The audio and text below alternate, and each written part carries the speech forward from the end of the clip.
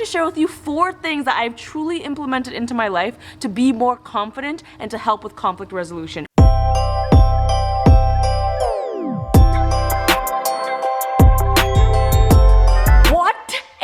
Morning. It is 11:44. I've done 100 things before I even had the time to pick you up and press record. I tried. I was like, oh, wait, we had a pre-production meeting, and I'm so happy I get to tell you these things about season 2 because, like I said, season 1 I didn't always get to share like behind the scenes what was happening, the struggles, and now I do get to share. God bless Vlogmas. God bless the schedule. God bless. Already can't speak English. Oh my. Basically, we had a pre-production meeting, and you know, the beginning of any project is always disorganized. There's definitely a lot of disorganization right now. There's a lot of like things all over the place. We're trying to hustle. We're trying to figure out the COVID regulations. Everything is happening. There was a pre-production meeting this morning. I think someone forgot to invite me to because I was told about it like an hour before it was happening, and I was like, oh, what is the show again? A Little Late with who? A Little Late with who? You'd be surprised how many times I roll onto NBC or anywhere else and they're like, oh yes, we have you at next Little Late with Lilly Singh, perfect, and then they hand me something and my name is spelled wrong. I'm like, what? What's the show called? Is it Lilly Singh? It's the whole thing. But long story short, we did it. We had our meeting. Listen, I'm very happy we're starting with Sketch, like I said, because no matter how rocky it is, no matter how disorganized it is, I know if we're doing Sketch, me and Taylor can step into the spot and be like, all right, welcome to our world. We know exactly what is happening. Boom, boom, boom, boom. If we were shooting anything besides Sketch first, I would be peeing. My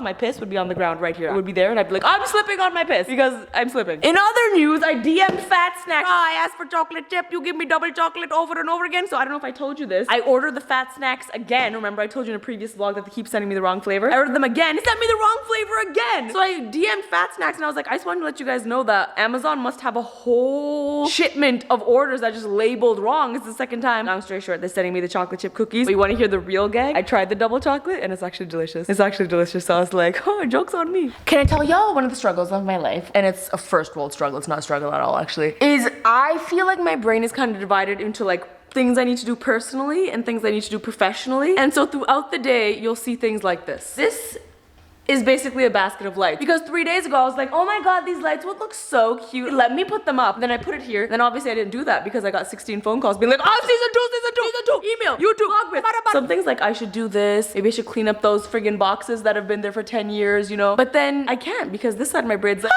you thought you could have a life? That's cute. So I will continue to leave these here just as a symbol of like, one day, you might have some time for yourself to do this. We'll see. All right, y'all. The people have spoken. You've spoken. Team Super has spoken. The Christmas party is changing. Why? Boom! Right there. Overwhelmingly, people want the party to be on Saturday, December 19th. So I'm officially changing it. Saturday, December 19th. Am I saying this right? Saturday, December 19th at 11 a.m. PST. That is the change. I'll put this in the description to clarify as well, as long as any links or anything you need to know for that party. It's official. I just had a wave of anxiety. I'm not gonna lie. I just had a full wave of anxiety. I think the weight of thinking like, we're shooting tomorrow. We're starting shooting for season 2 tomorrow. There's so much stuff to be done. I like don't feel prepared. Woo!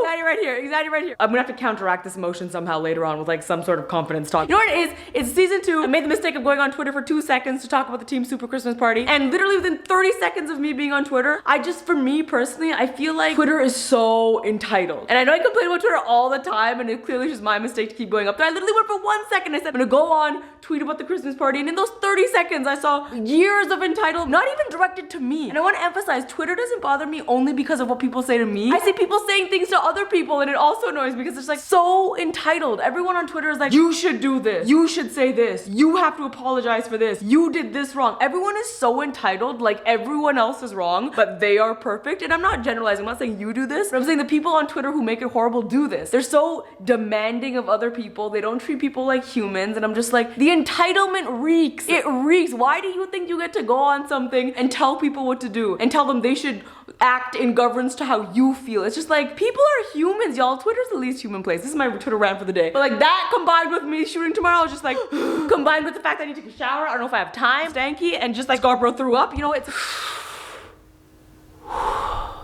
everything is figure-outable. Take the control back. Control is in my hand. This is my mantra I say. Anytime I'm really stressed, I say this one line. Take the control back. Because usually when I'm getting stressed, it's because I've given someone else control. You're given season 2 control. You're giving people on Twitter control. No, take control back. All right, here we go. Let's check on Scarborough. You okay, little boy? did you do a little throw up? Yeah, Mama, did a little throw up. You're okay, Bubba. I'm always so on the fence about sharing things like that with you. I don't want to be that person that like harps on something negative and complains. But I also know that sometimes when I share these things, you guys are like, I like when Lily gets real with us in her vlogs and she tells us how she feels. So I guess this is me trying to walk that line. I'm sorry if it comes across too negative. I clearly have a lot of like PTSD from Twitter. Clearly, I'm not even hiding that. Like, I'm very much so just like, it's not a good relationship. I don't know, do you guys relate? And is it just me? Please comment below, let me know. Do you feel that way? I feel like out of all the social medias, Twitter's the worst in that way. And I just feel like there's such a level of like entitlement and everyone wants to point out everything everyone else is doing wrong, pretending like they're perfect in their life. And I'm like, I don't think that's healthy or realistic. We're all imperfect. We all are humans. We're humans.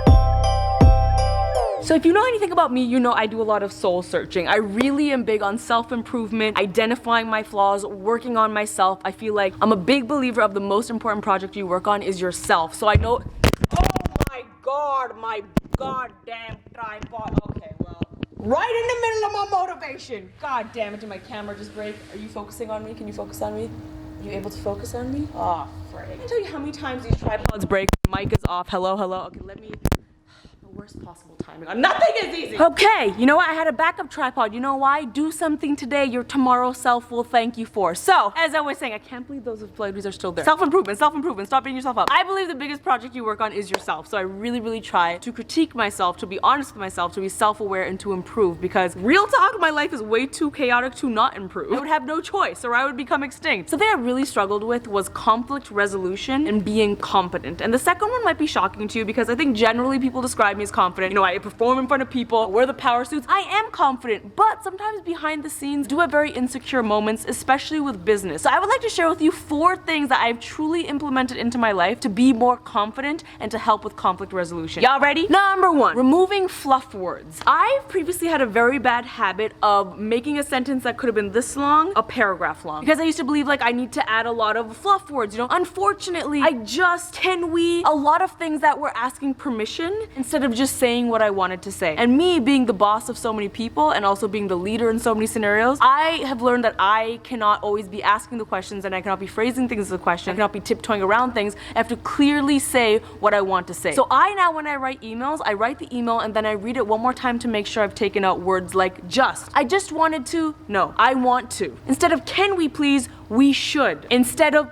unfortunately, I can't. This will not be possible. There's no need for fluff. I feel like, especially as women, we are trained to tiptoe around what we want to say. Nuh-uh. Number 2, this is very much so related to the first thing I said, but clear communication. I think sometimes I believe that, oh, if I say this, it's rude. Well, in fact, it's not rude. It's just being honest and it's being clear. And sometimes sugarcoating, although it may sound very pleasant, it just doesn't get the message across. I'm a big believer of say what you mean, don't say it mean. I'll give you a great example. Sketchy times was very precious to me. I wanted to make sure, especially off of coming off season 1 of A Little Late, where it was not always my vision, I wanted to make sure Sketchy Times was always my vision. Sketch comedy, it's what I've done. I'm really passionate about it. So I sent an email that didn't say, hey, you know, I would really like if we could. I just wanted to mention, you know, I'm happy for everyone to collaborate and we can all do this, but no. Sent an email saying, so happy you're all on the team. Very happy to hear anyone's suggestions, but I want to make it very clear this show has to be my vision. No ands, no ifs, no buts. That does not mean we're saying what you mean. Still open to suggestions, but ultimately the decision will be my vision. Clear communication. Say what you mean, don't say it mean. Number 3, something I really struggle with as a human being is holding grudges. I will be the first to tell you one of my weaknesses is holding grudges, because I grew up in an environment where me and my parents didn't really talk about conflict, and me and my aunts and uncles and neighbors and cousins, like, it wasn't really encouraged to talk about things. So I have developed a habit where if something bothers me, I might not communicate it right away, and slowly I'll just bottle up inside until it gets to a very unhealthy place, and suddenly I'm resenting someone, and that really impacts my ability to be confident around them, to be confident in my communication, and to conflict resolve. So now what I do is if I don't like something, I flag it in the earliest possible point. So for example, in Sketchy Times, because I said I wanted it to be my vision, there was ever a scenario where some other leader was giving notes on scripts before I would, or notes that I didn't approve of, I emailed them on the side and say, hey, just want to be clear on protocol here, all notes have to come to me so I can give my concise notes to the writer so there's not conflicting visions here. Again,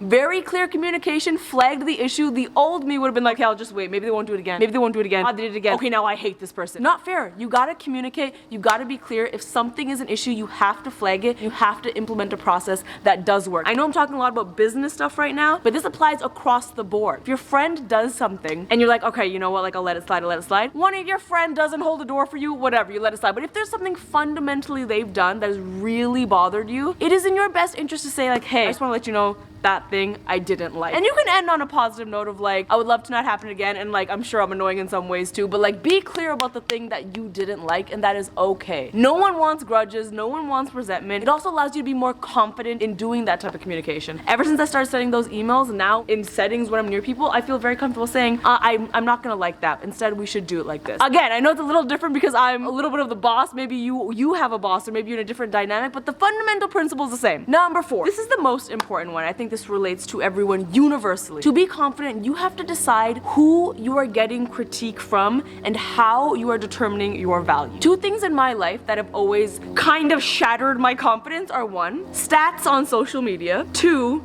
people on social media. These are things I've struggled with a lot. Stats on social media. For a long time, I associated my value with views and subscribers. And I'd be lying if I said even today, I'm like, oh my god, my vlogs aren't getting that many views, or my main channel's not getting that many views. And then I have to always take a step back and say, what kind of life would you be living if your value was associated by this number on your screen? Is that the life you would want to live? No, I have to remind myself over and over and over again that my value is me. It's the friend I am. It's the daughter I am. It's how I treat people. It's when I make people laugh. It's the talent I have. It's the business that I run. It's comprised of a lot of things. It is not comprised of how many followers, how many likes, all that type of stuff. And I know it's so easy to get into that slippery slope, but I really encourage you to define how you value yourself and remind yourself of that anytime you go on social media and you're like, because I do. I have to remind myself, hey, your priority is not to be number 1 on YouTube anymore. Your priority is to do a whole bunch of stuff. Your priority is to make dope stories, direct things, produce things. So you have a choice, Lily. You can let go of all of that and then prioritize being number 1 on YouTube to get some views, or you can say, hey, I'm okay with what that is because I want to do more things. Second, people on social media. This is a perfect segue from what I ranted about in Twitter, and this just goes to show you I still relapse because I did let someone on Twitter affect me. But the truth of the matter is, the thing I remind myself a lot is a very simple sentence. Do not take critique from people you would not take advice from. It is very simple. If I allowed strangers to tell me who I am and what I should do and what kind of person I am, that is not a life I want to live. Even though I'm still working on not letting that bother me, I know when I take a step back, that is not the life I want to live. So when you go on social media, if you wouldn't take advice from that person, don't let them critique you. Common sense. If someone who I really look up to is very knowledgeable in the space, and I mentioned this in a video a while back, if Jimmy Fallon, Jimmy Kimmel, or James Corden, or any exec at NBC came up to me and gave me critique about my show, I would be all ears. Because I'm like, you know what it's like. You are someone I would take advice from. But if Billy Bob Joe from mother effing God knows where in Twitter starts critiquing me, I have to take a step back and say, who are you to be someone that I listen to? Because we do have to protect our peace on social media. So that's the reality of the situation. I hope this helps. It's a little bit long, but I truly am so passionate about everything I just said. Comment below if you have more tips, if this helped. If you even have specific issues or things, I am very passionate about this. I nerd out on this. I love self-improvement. Comment, comment, comment.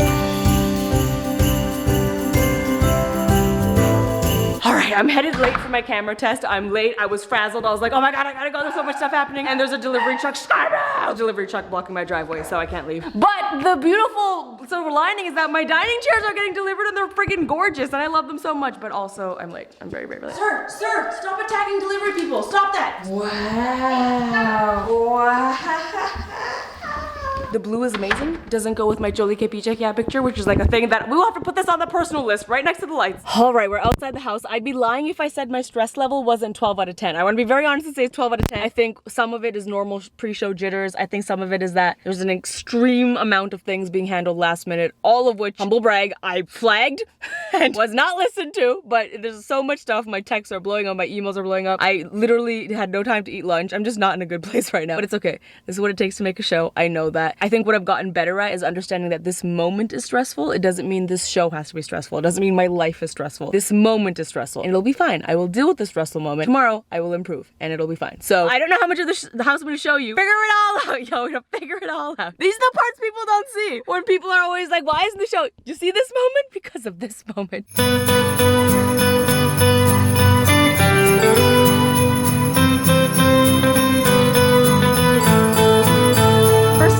I don't know why you think you can wear this mask in front of me when you know that I'm gonna want this mask? You know, on a scale of 1 to 10, how stressed are you? First, tell me the lie answer. What's the lie answer? My lie's 11.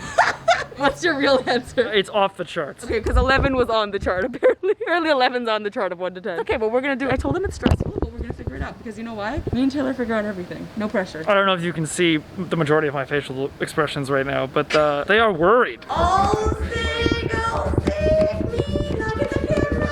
Look at the camera! That's all you get, that's all you get, that's all you get. Get out of here, get out of here. All right, I feel a little bit better after going to the house, after seeing the stuff, after walking through things, after doing the camera test. I feel better. I'm not as stressed. It was nice to see people like doing what they do best, doing their job. Our set designers are great. Everyone's just trying their best, making it happen. And that's what's gonna be. It's gonna be everyone putting their head down tomorrow, doing the best they can do, and it's gonna be great. It's gonna be great. I know, it's gonna be great. It's gonna be great. We home and we got that salad, baby. I'm gonna eat this. I'm gonna do some emails, go to bed early because I gotta wake up tomorrow at 7 a.m. First day of shooting. When you're watching this, right now when you're watching this, I'm shooting. Day 1. The Little Late Listening season 2. Send me all the good vibes, send me all the good energy, please, please, please. We're gonna kill it. I'm officially on the drive home, got into the mindset where like I'm stressed. It's okay, but you know what? Tomorrow I'm gonna go on the set. I'm gonna do what I do best. I'm gonna deal with whatever's thrown my way. I'm gonna roll with the punches. And I'm gonna say nothing is gonna prevent me from making this as good as it can be. Team super hustle, all the mother effing way. Let's go. Vlogmas. Bye.